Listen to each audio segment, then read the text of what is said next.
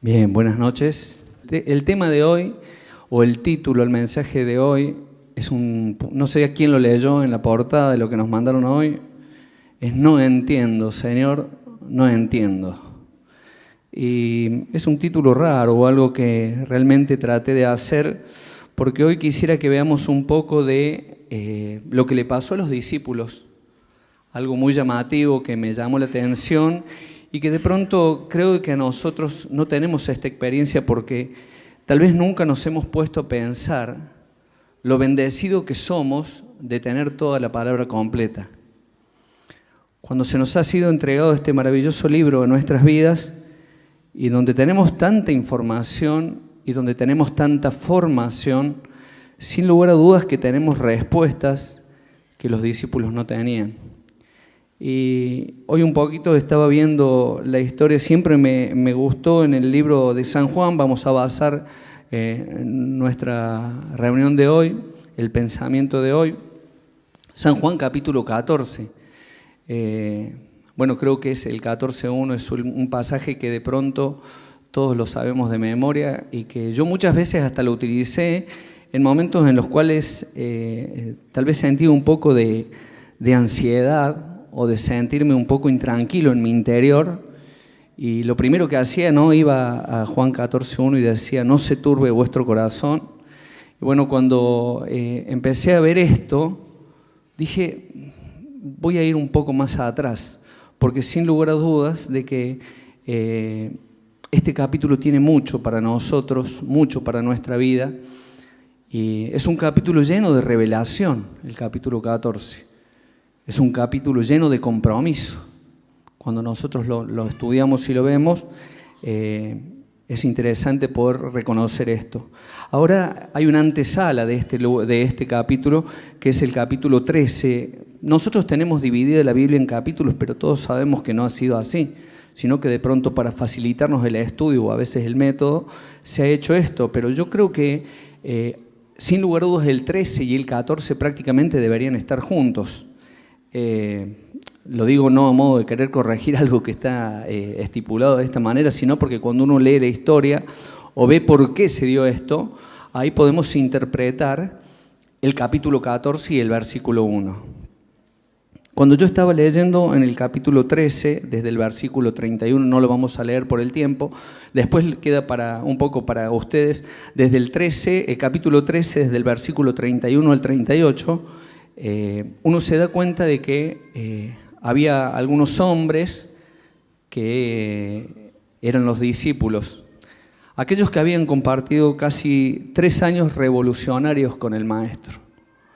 Habían tenido experiencias que eran realmente increíbles, habían visto milagros increíbles, hasta el punto de ver levantar a un muerto, a Lázaro. Podemos recordar a Pedro mirando al Señor que venía sobre la mar, y de pronto Él le dice: Señor, si eres tú, permíteme que yo vaya hacia ti. Y Pedro empieza a caminar sobre el agua, o sea, venciendo a la misma naturaleza. Podemos recordar a este Señor cuando las olas partían el barco donde estaban y Él se paró allí y dijo: calla, enmudece. Y dice que se hizo gran bonanza y que todo paró. Ahora, yo creo que la mente de los discípulos, su cabeza estaba en un momento tan especial, tan especial, que creo que hasta estaban aturdidos de lo que estaba pasando. Habían sido casi 3 años al lado de alguien que era infalible. Habían estado 3 años con el Maestro y de pronto creo que podían haber llegado a admirar cada uno de las aristas de lo que Él decía, de la autoridad que tenía, de su moral, de todo lo que hacía, cómo contestaba, cómo hablaba, cómo convencía, cómo llegaba a las otras personas, la misericordia que había en Él. Y todo era perfecto. Podríamos decir que estaban en la cresta de la ola con el Maestro. Ahora, en este momento, en el capítulo 13, vemos que viene una revelación de parte del Maestro que los deja atónitos. Los deja paralizados. Los descoloca. Es como que toda esta historia, todo lo que habían vivido con él, se viene abajo, es un castillo de naipes que se cae. Es que el maestro estaba en una reunión, en una cena con ellos, y dice y cuenta la historia, la Biblia, dice que estaba viendo a cada uno de sus discípulos y dice, bueno, al que le entregue el pan mojado, este va a ser el que me va a traicionar. Y en aquel momento supongo que el ambiente habrá estado tenso, que no volaba una mosca, como decimos nosotros, que podíamos partir el lugar con un suspiro. Y allí va con el pan y se lo da a Judas Iscariote. Le entrega el pan, Judas lo toma y dice que sale del lugar. Ahora, cuando Judas sale de la sala o del lugar donde estaban, el clima empieza a cambiar. El clima se hace más cordial. Y el Señor empieza a revelar la obra de la cruz completa para sus discípulos. Y empieza diciendo la glorificación del Hijo y la glorificación del Padre. Empieza a explicarles cómo era el misterio de la cruz y empieza a revelar cómo iba a ser la obra completa de la cruz a los suyos. Un Dios santo, como escuchábamos recién, que no puede pasar por alto el pecado del pecador. Un Dios amante que no desea la muerte del pecador. Una obra completa al medio. La muerte del Hijo, la resurrección, la ascensión al cielo y todo algo que iba a hacer. Y el capítulo 13, versículo 33, el Señor hace una declaración en el medio del lugar que dice: hijitos, aún estaré con vosotros un poco. Hijitos, y les habla de esta manera tan cordial, aún estaré con vosotros un poco. ¿Qué quiere decir esto? El Maestro se va a ir. El Maestro se va de en medio nuestro. Y cuando escuchaban esto los discípulos, sin lugar a dudas, que deben haber quedado pensando, ¿qué está diciendo? ¿Cómo que se va? ¿A dónde se va? Pedro, tal vez el interlocutor de todos, pregunta, ¿por qué no puedo seguirte? Porque él había dicho de que no podés ir. A donde yo voy ahora, ustedes no pueden ir. Habrá mirado Pedro los ojos fijos del Señor y le dijo: Señor, yo estoy jugado con vos. Voy a donde sea, no me voy a quedar. No va a haber forma que me hagas quedar. No hay lugar al que yo no te pueda seguir. Y el Maestro le estaba diciendo: a donde yo voy, no pueden seguirme. Realmente la actitud de Pedro cuando lo leía es hermosa y me conmovía el alma. Porque digo, ¿quién hubiese querido estar tan cerca y tener la fuerza que tenía Pedro para con el Maestro? Pero sin lugar a dudas que hablaba de una ignorancia increíble. ¿Por qué? Porque no tenía idea del plan del Maestro.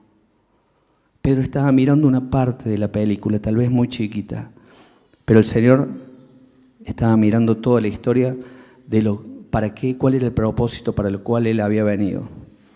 Les invito a pensar en un minuto, aquellos que hemos leído la palabra, el desconcierto de los discípulos. Creo que cuando Él hizo esta declaración, yo si hubiese estado en el lugar hubiese dicho: Señor, ¿cómo me vas a decir que te vas? ¿Te acordás que vos me llamaste? Estaba con las redes y viniste y me dijiste: sígueme. ¿Y qué hice yo? Dejé todo y te seguí. Allí estaba el cobrador de impuestos. Y Señor, ¿y ahora qué hago de mi vida si te vas? Y cada uno de sus discípulos habrá pensado en su historia, en lo que ellos habían vivido y lo que dejaron para seguir al Maestro. Estuvimos, Maestro, con vos de manera incondicional. Estos 3 años te lo hemos dedicado. Maestro, nunca vivimos cosas semejantes como las que vivimos. ¿Cómo nos estás diciendo esto? Tal vez alguno hasta se sintió traicionado. Claro, era muy dura la información que estaba dando el Maestro. ¿cómo se iba a ir? Tal vez alguno pensó, maestro, la verdad es que pensábamos que íbamos a ir mucho más con vos. Pensábamos llegar más lejos. Te veíamos con 30 y pico de años y pensar de que cómo la gente te seguía y todo lo que promovías en la sociedad, ¿cómo te vas a ir, maestro? Claro, creo que los discípulos en ese momento, con un velo en sus ojos y en su corazón, no veían que el maestro le estaba abriendo el corazón con un plan completo, con un propósito divino.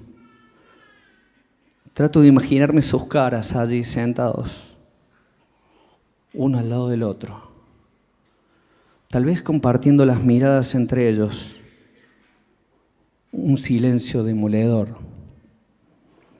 Creo que todo se venía abajo, todo se derrumbaba. Se pone a pensar en esto, el maestro era todo, él era todo, y nos dice que se va. Este es el escenario, la antesala del capítulo 14. Esto es lo que había pasado en el capítulo 13, lo que había sucedido entre ellos. Y empieza el versículo 1 y dice, y Jesús les dijo, no se turbe vuestro corazón. No se turbe vuestro corazón. Señor, ¿cómo que no se turbe nuestro corazón? Mira lo que nos venís a decir y me decís que no se turbe mi corazón. Fíjate cómo estoy destruido, mírame por dentro, no me mires por fuera, mírame por dentro. No entiendo nada, Señor, no entiendo qué es lo que me estás diciendo. No se turbe vuestro corazón. En el capítulo 14, después el Señor les dice, si les digo que no se turbe vuestro corazón, es porque les voy a dejar algunas herramientas y algunos estímulos especiales para que ustedes utilicen. Y los vamos a ir desarrollando. Me voy a adelantar un poco al tema. Uno es la provisión en la casa del Padre, la promesa de su regreso en el versículo 3, la perspectiva de las obras que podrán hacer a partir de lo que estaba sucediendo, la promesa de responder sus oraciones. Claro, ellos no estaban acostumbrados a hablar al Padre, lo tenían al Hijo. La venida del Espíritu Santo y su permanencia y el legado de la paz. Mi paz os dejo, mi paz os doy, no como el mundo la da. Fíjense que como el Señor conocía el corazón de los discípulos, hace en el mismo versículo, en el mismo 1, dice en la segunda parte que Él sabe que ellos creen en Dios. No es una pregunta. Fíjense que el texto muy claro dice, yo sé que ustedes creen en Dios. Yo sé que ustedes creen en Dios sin haberle visto. Ahora crean en mí también de la misma manera. No tenía ninguna arrogancia lo que estaba pidiendo Jesús a sus discípulos, ya que estaba declarando una verdad de igualdad entre el Padre y el Hijo.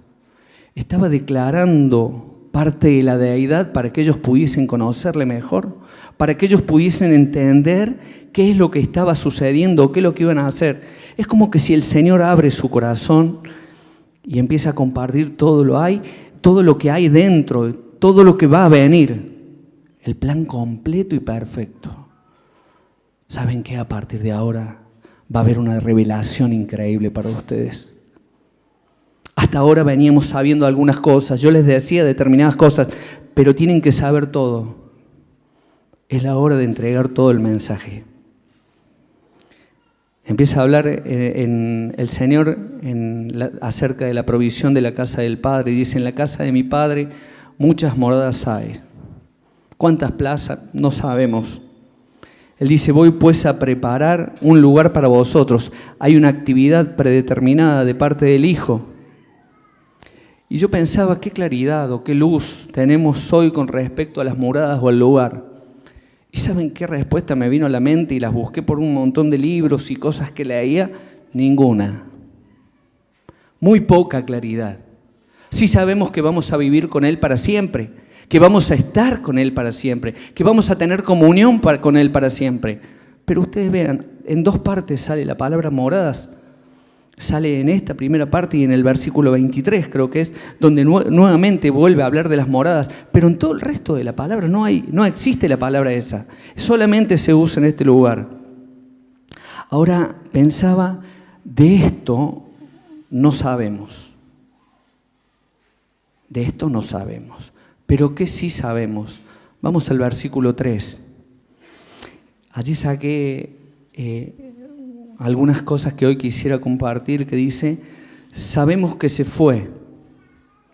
Todos nosotros sabemos que el Señor bajó del cielo y que fue a la cruz y que murió y que ascendió al cielo. ¿Estamos seguros, hermano, de esto? Sí, por supuesto que sí. La Biblia acabamos de leer que dice que prepara un lugar.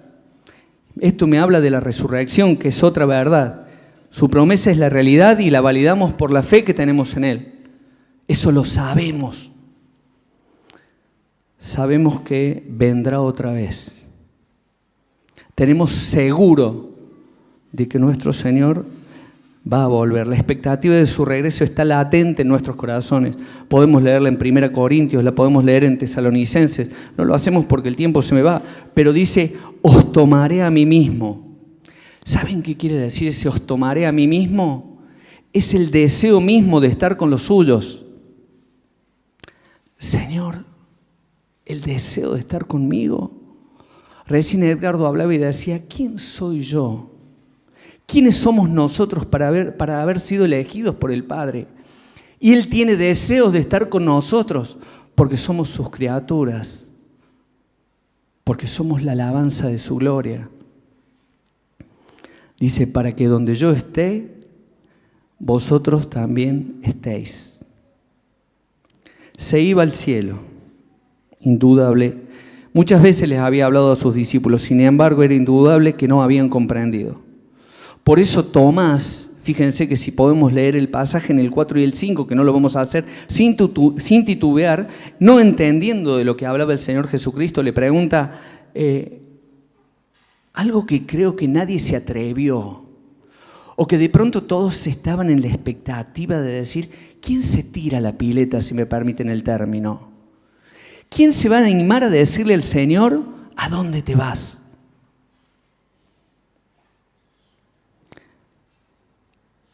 Y me gusta porque Tomás le dice: Señor, no sabemos a dónde vas.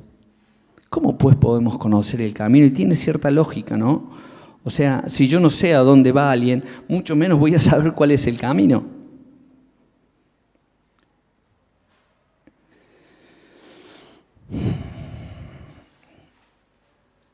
Creo que los corazones estaban unidos, pensando: no nos vamos a quedar acá. Ellos todavía no entendían. Ahora, fíjense que la respuesta del Señor va mucho más allá de lo que ellos le preguntaban. Yo creo que estaban todos expectantes. Tomás se animó y preguntó. Bueno, ahora vamos a escuchar la respuesta. ¿Qué vamos a escuchar de parte del Maestro? Creo que el Señor, mirándolo a los ojos, les dijo la respuesta que hoy hablábamos. Dice: yo soy el camino, yo soy la verdad y yo soy la vida. Yo soy el camino, yo soy la verdad y yo soy la vida. Cuando pensaba en esto, pensaba: el camino es uno solo, no hay otro camino. ¿A dónde iba? Es que el Señor se iba al cielo, y para ir al cielo hay un solo camino. Sabemos escuchar de un lenguaje popular: todos los caminos conducen a Roma. Antes era eso porque se entraba por varios lugares. Pero hermano, cuando vos escuchás esto, que todos los caminos conducen a Dios, es una vil mentira de Satanás. Hay un solo camino que conduce a Dios. Y si usted está aquí por primera vez y nunca escuchó esto, pensó que tiene varias alternativas para llegar a Dios, le digo que la Biblia dice que no es así, que hay un solo camino. Hoy es muy popular y se enaltece la creencia con sinceridad, creyendo en algo. No, pero si uno es sincero de corazón y creo de corazón en esto, yo sé que voy a llegar. Y la Biblia nos enseña que el camino es uno solo, porque no hay salvación bajo el cielo en otro que no sea el Señor Jesucristo. Él dice, yo soy la verdad. Hermanos, han proliferado cantidad de verdades durante la historia. Ahora un montón de verdades que fueron relativas. Un montón de verdades que se cayeron a pedazos. Un montón de verdades que no pudieron resistir el tiempo. Un montón de verdades que no eran verdades.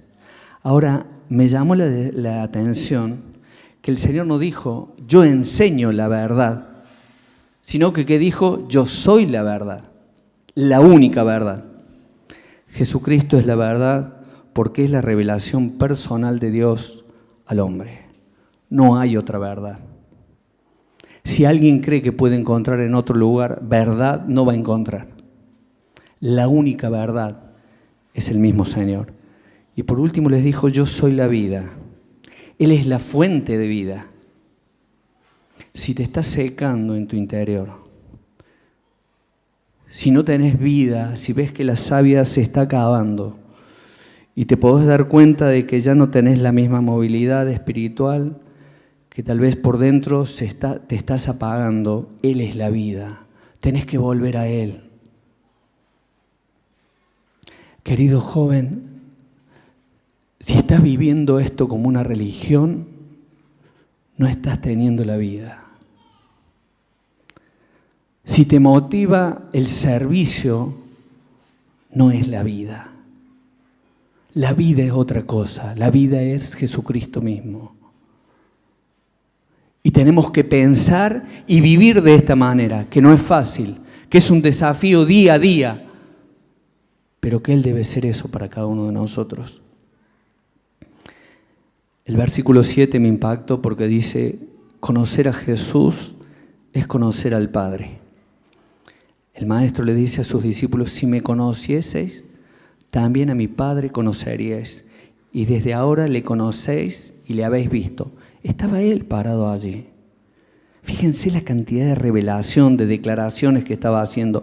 Y allí salta Felipe y le dice, Maestro, muéstranos al Padre.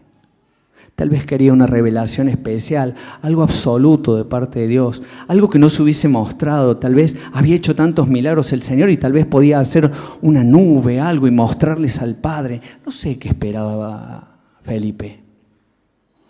Ahora, el Señor le dice, versículo siguiente, tanto tiempo hace que estoy con vosotros y no me has conocido. El que me ha visto a mí, al Padre ha visto. ¿Cómo pues, dice tú, muéstranos al Padre? El Señor estaba instruyendo acerca del vínculo que Él tenía con el Padre. Felipe aún no era consciente de la plena verdad de la deidad. Tal vez todos nosotros hemos recibido la doctrina de la deidad, ¿no? Dios Padre, Dios Hijo y Dios Espíritu Santo. Felipe no tenía esto. Estaba pensando en disociar a Dios en diferentes partes. Y les voy a ser honesto. Creo que no me entra en la cabeza. Todos estos días he estado pensando cómo unificar, cómo tratar de pensar para poder ver al Padre, al Hijo, siendo uno solo. Y realmente creo que nuestra mente es tan finita, que nos queda corta para saber todo esto. Ahora, pero sí creo que esta descripción nos debería llevar a cada uno de nosotros a cada día tratar de leer su palabra. Creo que nuestro objetivo en esta semana sería bueno que nos planifiquemos y que planteemos en nuestra vida que si queremos conocer al Padre, si queremos tener más claridad, hermanos, tenemos toda la palabra. Creo que algunos tenemos hasta la bendición de que en nuestra Biblia vemos que las palabras de Jesús están en rojo. Bueno, ¿sabes qué? Te desafío a que esta semana tomes cualquiera de los evangelios y los vuelvas a leer. Y cuando veas algo que el Señor está diciendo, deténete. Deténete, permítanme el término, estrujalo. Y trata de ver realmente qué es lo que él decía, a dónde apuntaba, cuál era su corazón, cuáles eran sus sentimientos. Porque cuando conocemos eso, conocemos al Padre. Cuando conocemos a Cristo, conocemos al Padre, conocemos a Dios. Conocemos a aquel con el que nos vamos a encontrar.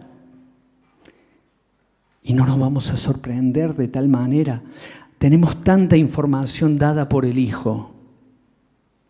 Y no podemos echarle la culpa a Él si no conocemos al Padre y si nosotros somos negligentes. Dios nos llama a que podamos conocerle. Vamos al versículo 12. El Señor predijo que el que cree en Él, las obras que Él hacía, las hará también. Y vemos más adelante, sin lugar a dudas, después de Hechos, a los discípulos haciendo grandes milagros y prodigios también. Pero dice, me llamó la atención, pero dice, las obras hará aún mayores que estas. Y traté de buscar qué eran las obras mayores que estas.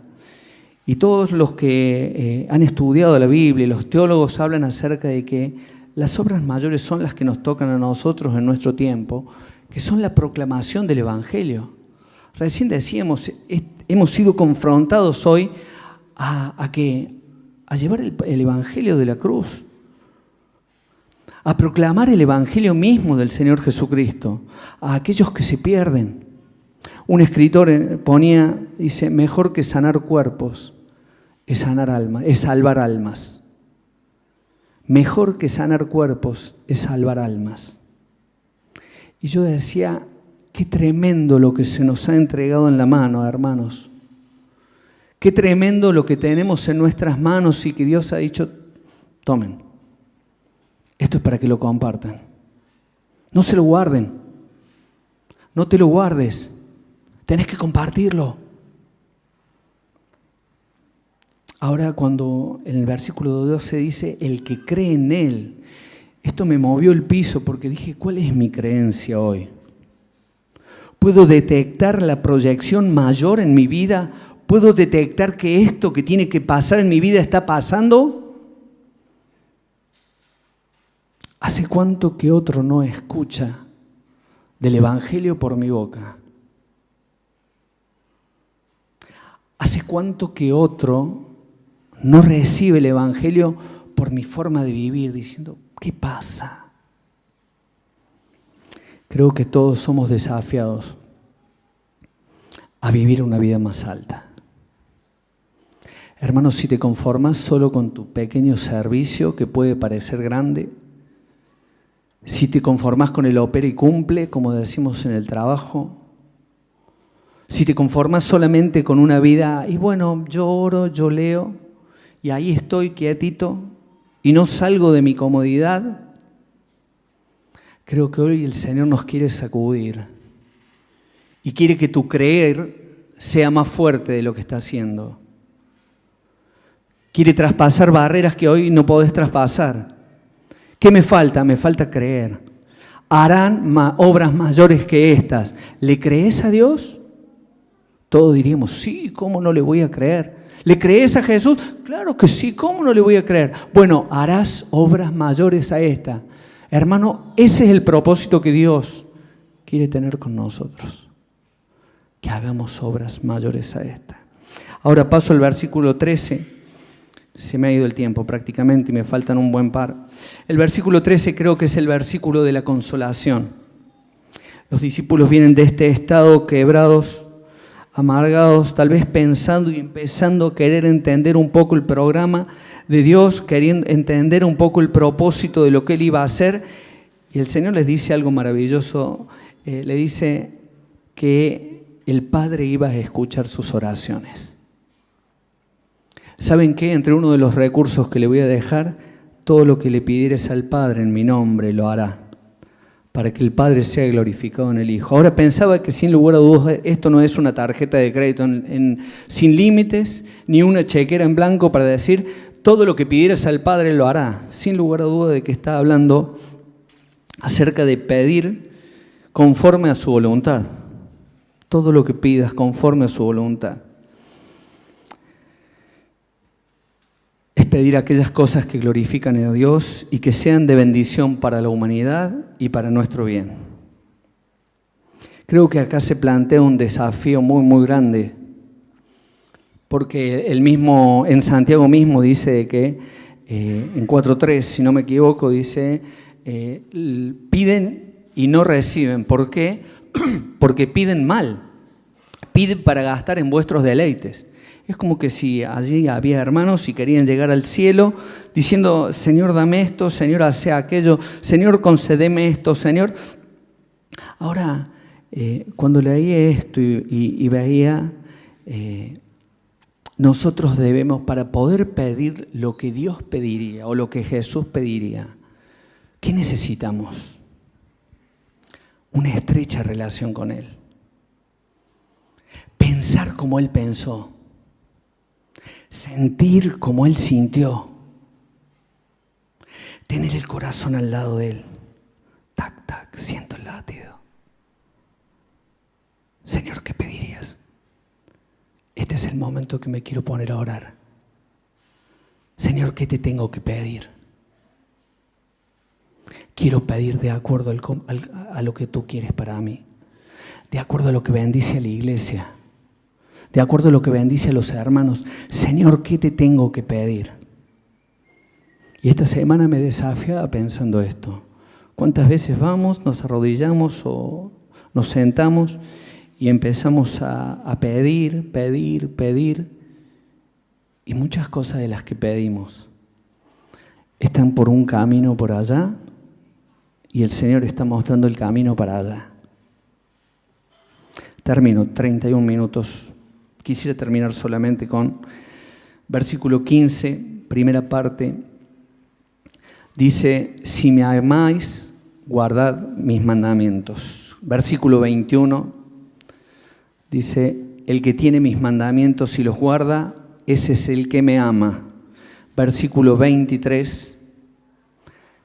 Fíjense los 3 versículos que leímos. Dice, el que me ama, mi palabra guardará. Repito para que lo tengamos en cuenta. Si me amáis, guardad mis mandamientos. 10 mandamientos, decía Edgardo, imposible de cumplir la ley. Después fueron 11, porque ¿qué les pidió el Señor en el capítulo 13? Dice que se amen entre ellos para que el mundo crea. Les agregó un nuevo mandamiento. Hermanos, si me amad, dice el Señor, guardad mis mandamientos. El que tiene mis mandamientos y los guarda, ese es el que me ama. El que me ama, mi palabra guardará. ¿Y cuáles son los resultados de amar al Señor y obedecer sus mandamientos? Bueno, dice, el Consolador va a estar con nosotros. El Espíritu Santo va a tener una obra completa en nosotros. Allí está el Espíritu Santo queriendo trabajar en nuestras vidas. Hermanos, ¿sé cuánto que no sentís que el Espíritu Santo trabaja en tu corazón? Que trabaja en tu mente, que hace cosas distintas, que te guía. ¿Nunca les pasó que estaban orando y hay alguien para hablarle? Este es el momento. Ahora voy para allá. Me tengo que dejar guiar por el Espíritu Santo. Ahora dice, en la segunda parte del versículo 21, dice, el que me ama, escuchen esto que es un bálsamo para el alma. El que me ama será amado por el Padre. ¡Ay, cómo quiero sentir el amor de Dios! Cómo me gusta saber que este Dios maravilloso, grande, sublime, me ama.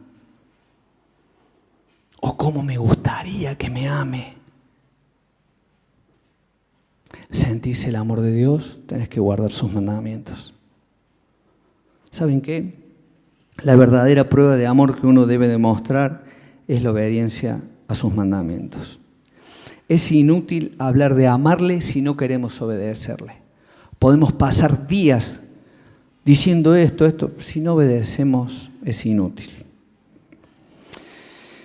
El gran desafío, tal vez para esta semana para mí, es conocer algo más al Hijo, por ende al Padre. Es tratar de estrechar mi conocimiento y guardar sus mandamientos. Esta semana quiero sentirme amado por el Padre. ¿Te querés sentir amado por el Padre? ¿Te gustaría que el Padre diga, cómo amo a Hugo? Porque me ama, porque guarda mis mandamientos, porque se preocupa, porque se ocupa, porque busca conocerme.